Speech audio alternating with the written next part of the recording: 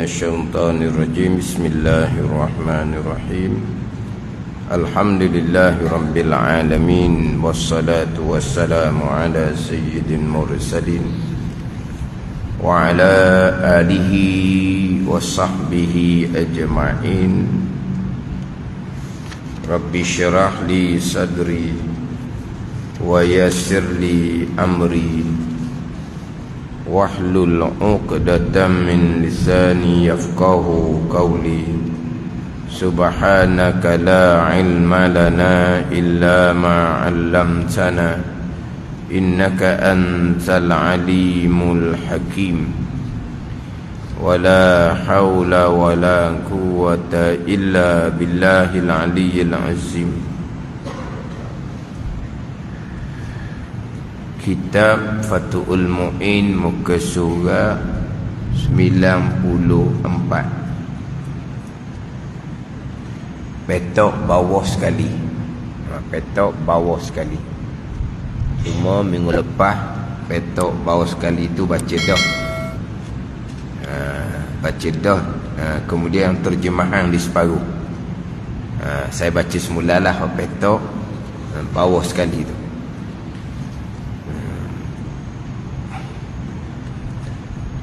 Qala al-muallifu rahimahullahu ta'ala wa nafa'ana bi'ulumihi amin. Wa zalika kasiyabi khammarin wa haidin wa sibyanin wa awani mutadayyinina bin najasati wa awani mutadayyinina bin najasati wa warakin yaghlibu nasruhu ala najisin wa lu'abi sabiyin wa lu'abi sabiyin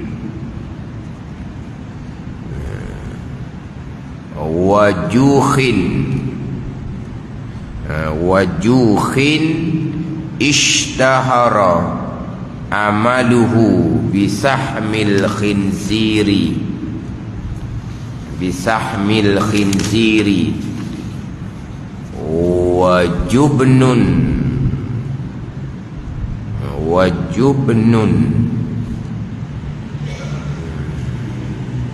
wa jumnun syamiyun ishtahara amaluhu bi infahatil khinziri bi anfihatis khinziri wa qad ja'ahu sallallahu alaihi wasallam jubnatun min indihim fa akala minha walam yas'al an zalika. Terjemahan dia di sini dapat dicontohkan. Dia terjemah gitulah kalau dalam terjemahan Indonesia ni. Di sini dapat dicontohkan wazalika. Di sini dapat dicontohkan wazalika dalam i'anah ni, dan demikian lagi ay ma kana al-aslu fihi at-taharah wa ghalaba 'ala dhanni tanajjus atau zalika. Dan demikian lagi, yakni barang yang adalah asal pada barang tu suci, asal suci, kemudian kuat pada zon, menang pada zon oleh najis atau wazalika. Kasiyabi khammarin, pakaian tukang arak. Pakaian tukang arak. Terdahulunya kaedah yang muhimmah, kaedah yang penting dalam bab fiqh ni. Satu kaedah yang penting Barang yang asalnya suci, barang yang asalnya suci, kemudian kuat sangkaan, kuat jangkaan di hati oleh najis. Sebab apa? Sebab kebiasaannya kalau seumpama tu kena najis. Ni contoh yang pertamanya, pakaian tukang arak. Yang mana arak ni cairan yang memabukkan, yang hukumnya najis. Arak cairan yang memabukkan, hukumnya adalah najis. Ada ni. Dahulu kita ada dahulu kan bicara bab najis dahulu. Saya tak ada ni cetak account ni. Ada habis bicara najis dahulu. Tiap-tiap cairan yang memabukkan, kullu ma'iin muskirin najisun. Tiap-tiap cairan yang memabukkan, hukumnya adalah najis.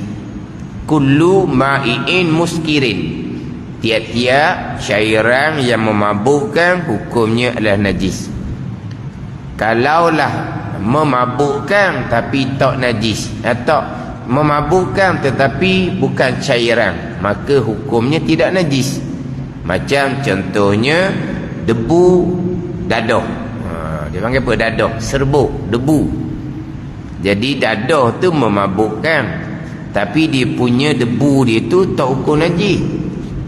Yang najisnya adalah tiap-tiap cairan yang memabukkan, muskir, yang memabukkan, barulah hukumnya najis. Muskir dengan isim fa'il ada ni. Ni kalau pergi pada bab pegangan ni, cairan yang memabukkan, isim fa'il tu. Mana pun ni cairan yang memabukkan. Tu panggil majazi tu. Kullu ma'iin muskirin.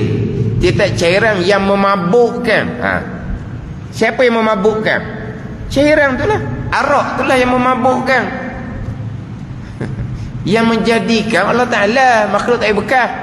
Tu orang panggil apa tu? Cerita secara majaz. Kalau sandar kepada asbab jadi kafir, balik awal lah kita pekok. Balik awal kita pekok. Cairan yang memabukkan, Allah yang memabukkan, makhluk tak bekas. Tu panggil asbab. Majazi, sandar sementara, bukan hakiki. Kalau sandar pada asbab, ia letak ukur kapir, tu jahil sangat. Jahil sangat, karuk sangat, sesak sangat. Okey, apa ni? Sesak lagi menyesatkan. Sekarang ni kan, fatwa sesak lagi menyesatkan. Ni sama juga ni. Sesak lagi menyesatkan. Sandar kepada asbab, ia buku kapi. Sesak lagi menyesatkan. Muskir, yang memabukkan, cairan tu lah arak lah. Ketum lah kalau kita kata tengok sekarang ni, masyhur tau ketum lah. Memabukkan, tak, Allah Ta'ala makhluk tak bekas. Tu kata, kalau kata sandar pada asbab buku kapi tu kok sesak lagi menyesatkan lah. Jadi sekarang ni dihija kilang arak. Arak tu najis. Golik-goliknya kok, kebiasaannya takkan langsung tak terkena arak tu. Sekarang ni asal pakaian tukang arak ni suci, tapi kerja tempat najis. Berat di hati 80%, 90% di hati. Kena najis dah baju seluar dia. Dah nampak ke kena najis? Dah nampak, tapi kebiasaannya, khalidnya, biasa-biasanya memang kena najis. Betul lah, biasa. Tapi kena dah hari tu? Dah. Hukum asal suci pakaian tu. Ini kaedah penting ni. Ini kena faham bab pekoh ni. Bukan syok.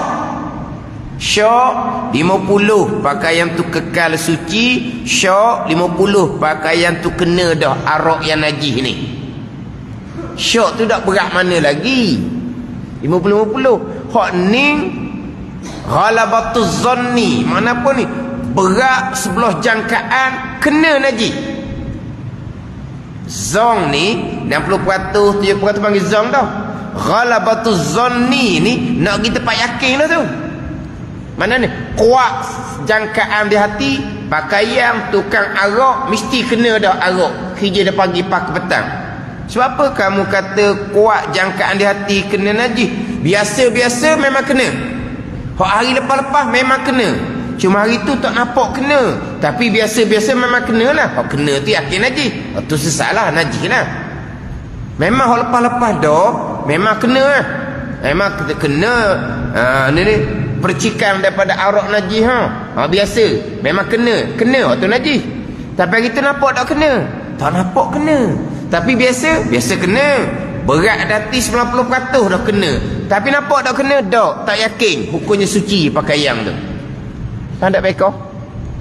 Kita bicara pakaian tukang arak. Kita tak bicara hukum kerja kilang arak. Dia bak arak ni bukan kerja kilang arak. Yang tukang bawa, yang tukang hidang, yang tukang susung. Oh, tu haram dah ke tu? Tukang bawa, tukang hidang, tukang susung je. Ambil daripada kotak, bubuh dalam peti sejuk. Tu je bukan hidang pun. Orang nak beli ke ambil sendiri. Hukumnya haram. Oh, ni kerja kilang arak sama telah lah. Sebab hukum tak bicara. Nak bicara sekarang ni. Contoh, macam mana dengan pakaian dia? Pakaian dia suci asal. Tapi di kerja tempat najis. Ghalib kuat di jangkaan hati ni memang kena najis. Kenapa kamu kata kuat jangkaan di hati kena najis? Sebab hari lepas-lepas dah memang kena najis. Memang tak pakai dah baju seluar tu. Tapi hari tu tak nampak kena najis. Tapi di hati ni memang 80% dah di hati ni kata najis. Nampak dah kena najis? Tak nampak, tak yakin. Hukum pekahnya pakaian baju luar dia tetap hukum suci. Ini cerita kaedah penting ni. Ada ni. Hak kebiasaan tidak diguna pakai. Golik-golik tak guna pakai. Tak guna pakai tu. Jadi selagi tak yakin najis, hukum suci baju dan seluar dia tu. Boleh buat sembahyang. Selagi tak yakin najis. Nak yakin najis ni, tengok betul-betul arak tu mengercik kena baju seluar dia. Dia yakin najis tu. Ada benda lah hukum najis lah. Tapi biasanya memang begitulah. Tapi hari tu tak terperasan kena. Hukumnya suci. Tapi biasa-biasa memang kena. Tak kira hak biasa tu. Hak sama-sama hak kebiasaan tak kira. Tetap pakai hukum hak asal yang yakin suci. Ini kena. Orang haid, anak-anak pakaian orang haid. Dah pakaian orang haid ni kena darah haid ke? Tak tahulah aku dulu dah aku macam mana. Sekarang ni pakai orang haid pun tak kena darah. Tak kena darah. Pakai orang haid ni. Tapi dikira macam lah mungkinlah. Takut dulu-dulu kurang sikit kemah dia. Mungkin biasa kena. Waliknya kena darah haid. Pakai ni tetap hukum suci selagi tak nampak darah.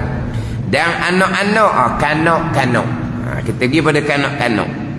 Yang mana kanak-kanak ni yang belum mumayyiz. Dalam syarah pula majanin, orang yang gila. Dalam syarah i'anah ni. Kanak-kanak yang belum mumayyiz. Orang gila yang akalnya tidak boleh membezakan mana bersih, suci, mana najis. Yang mana hak lepas-lepas dah kanak-kanak ni pakaian dia memang dia najis. Hak lepas dah pakai orang gila ni memang di balik rumah memang bau air kecing. Hak biasa-biasa dah. Budak belum memayis. Dia kencing pun dia buat gitu-gitu je. Orang gila. Biasa-biasa kalau di balik rumah memang bau lah air kencing contohnya. Tapi hari tu tak bau air kencing. Tapi kebiasaannya memang dia najis. Pakaian kanak-kanak ni, pakaian orang gila ni. Tapi nampak tak najis? Tak nampak. Yakin tak najis? Tak yakin. Tapi berat di hati najis. Hukum fiqhnya suci pakaian kanak-kanak tu, suci pakaian orang gila tu. Gitu yang nak ceritanya. Ini contoh, banyak contoh ni. Maknanya walaupun berat di hati najis, tapi selagi tidak yakin najis, hukum fiqh menetapkan hukumnya adalah suci. Wadah bekas milik orang-orang pemeluk agama yang antara syariatnya menggunakan barang najis. Wa awani segala bekas mutadayyinina bin najasah. Seorang yang beragama dia dengan najis. Contohnya ada puak-puak majusi. Contohnya puak majusi ni, ada satu taifah dia puak majusi, puak sembah api ni, dia mandi dengan air kencing lembu. Ada juga bahasa itu, mandi dengan air kencing lembu. Itu agama dia. Agama dia mandi dengan air kencing lembu. Kenapa? Kerana nak ibadat dia lah. Jadi kehidupan orang kafir ni, kehidupan dia dalam beragama dia tu memang mana tahu, maknanya amal ibadat dia lah, dengan menggunakan najis. Contohnya majusi, satu-satu puak majusi, dia memang mandi dengan air kencing lembu. Kerana ibadat. Jadi bekas orang kafir gini, bekas-bekas dia ni, kita kena basuh ke? Dah tak payah. Puak ni, puak dengan najis ni, tak kira selagi tak yakin najis. Ada ni.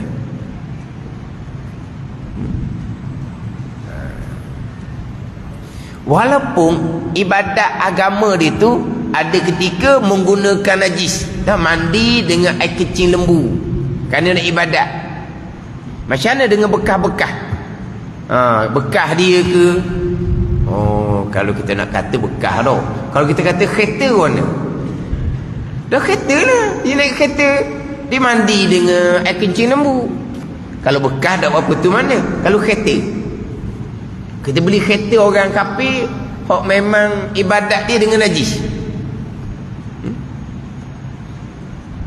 Agama tu dia diselek tak lembu je dah. Dahi ke apa panggil tu? Waktu ke apa tu? Waktu dia tak tu tak lembu tau. Ada ke ibadat dia menggunakan tai lembu? Saya sebut tadi dalam i'anah. Dia kata ada satu puak majusi, dia mandi dengan air kencing lembu kerana beribadat.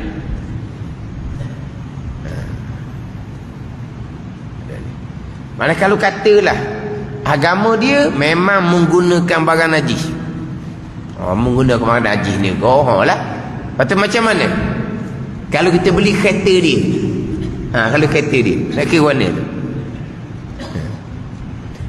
selagi tak yakin najis, hukumnya suci. Gitu je. Ni hukum fiqh. Sama jugalah gini. Orang kafir ni, hak biasa-biasanya tak lepas daripada dia masak daging babi. Orang kafir biasa-biasanya tak lepas daripada dia memang masak daging babi. Biasanya gitu.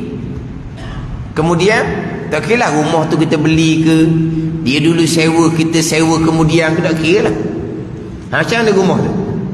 Sebab orang kafir ni biasanya babi tak lepas, memang dia makan babi.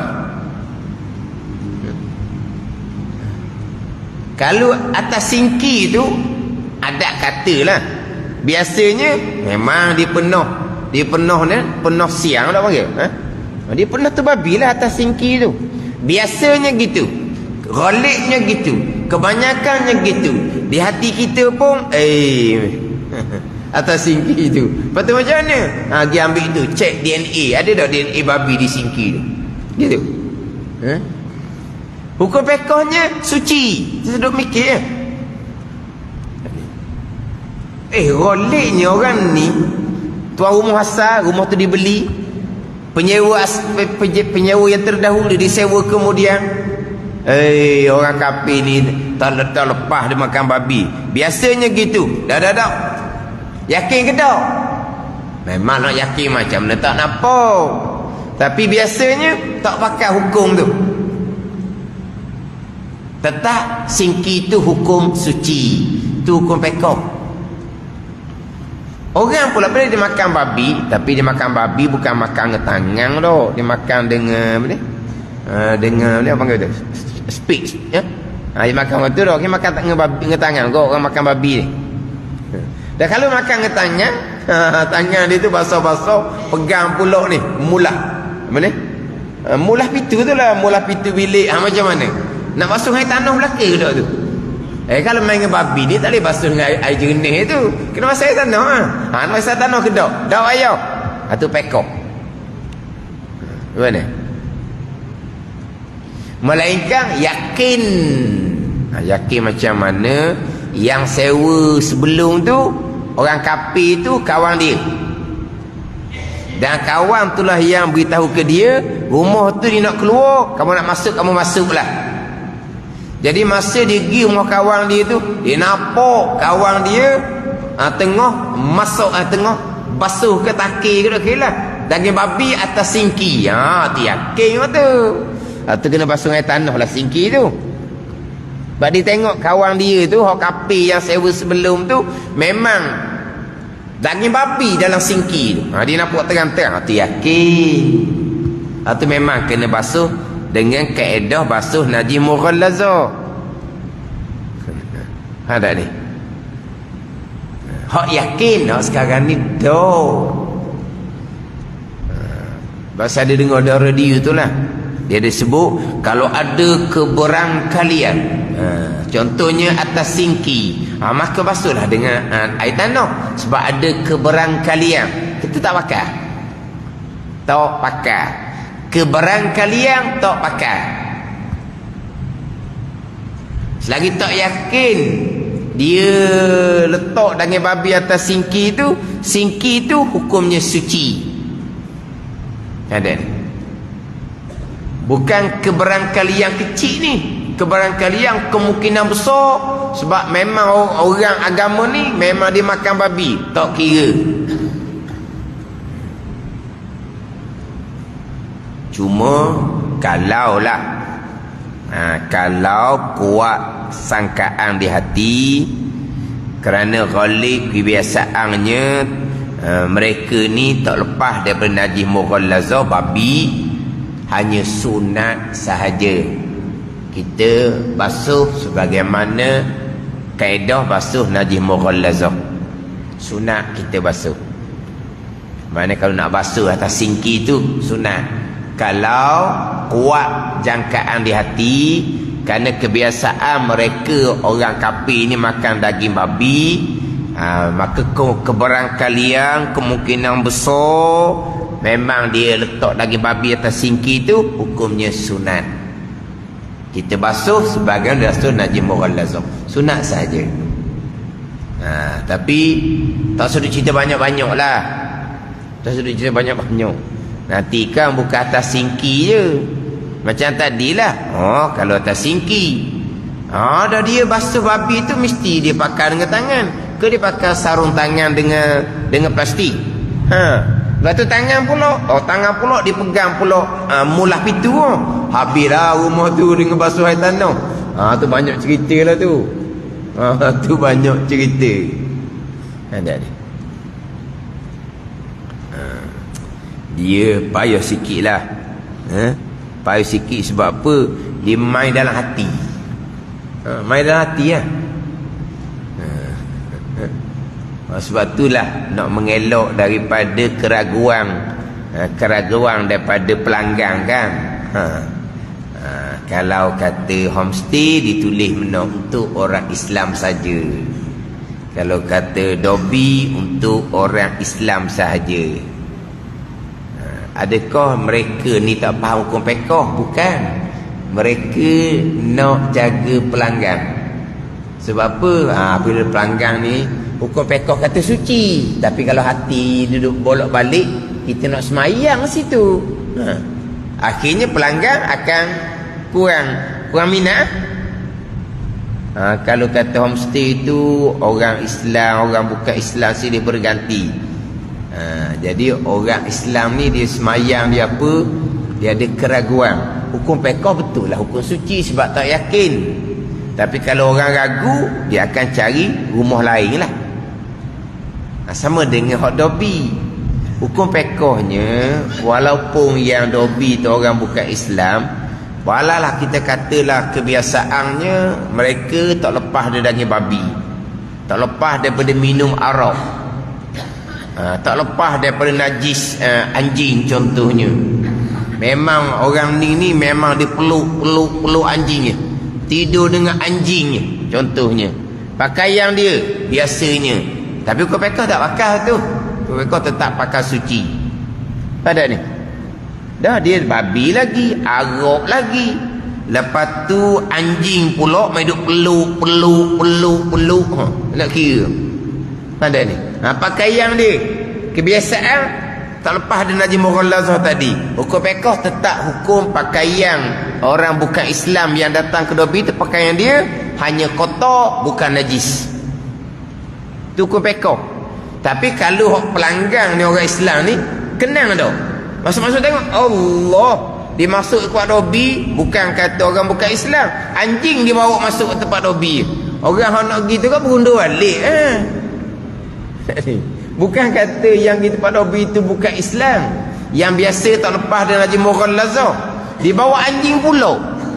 Kan nak pergi lagi ke tempat dobi. Hak tu bukan masalah hukum pekoh. Itu masalah orang menega nak jaga pelanggan dia orang bukan orang Islam kita ni. Nak jagalah, takut orang Islam ni jadi berundur. Pada ni kalau tempat tu ramai orang bukan Islam, tak kira lah, sebab orang bukan Islam pun pelanggan dia juga. Kalau tempat yang ramai orang Islam, dia tulis hanya untuk orang Muslim sahaja. Sebab begitu? Sebab membabitkan hak najis. Kalau homestay membabitkan najis, sebab dia duduk di homestay tu, apa dia buat pun tak tahu. Mungkin dia bawa arak ke apa ke. Ada ni. Kalau pergi dobi pun pakaian dia, memang hukum pekoh tak hukum najis, itu hukum pekoh. Tapi berarti kita mana? Mana kita tak ada masalah, kita duduk Terengganu ni. Penyewa semuanya orang Islam lah ke?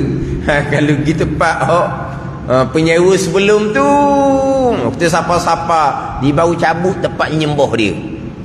Dia baru cabut tempat nyembah dia. Mana? Bang kali siap basuh air tanah, bukan kata singki, bukan kata tempat pegang tangan. Habis ngelata-lata bang kali tu. Ngelata-lata bang kali. Contoh samalah, contoh hak pernah berlaku tu, hak di ni di pusat beli belah tu kan, atas troli dia tu letak anjing tu kering, troli tu kering, lagi tidak akan berpindah. Pernah troli mana ni? Akhirnya macam mana pihak tempat pasar raya tu macam mana? Dia panggil puak masjid, kemudian dia basuh pula semua troli dengan air tanah. Itu semua bukan hukum pekoh, itu semua nak jaga perasaan pelanggan. Itu bab perniagaan. Memang dia perlu buat seumpama tu, dia memang perlu buat seumpama tu, bukan kerana hukum pekoh, kerana apa dia? Sensitivity, nak jaga perasaan pelanggan dia yang kebanyakannya orang Islam. Tu sahaja. Jangan kata agama menyusahkan apa gitu, sampai ke habis troli di pasar raya basuh dengan air tanah. Bukan hukum pekoh yang menyusahkan. Itu hanya masalah perniagaan.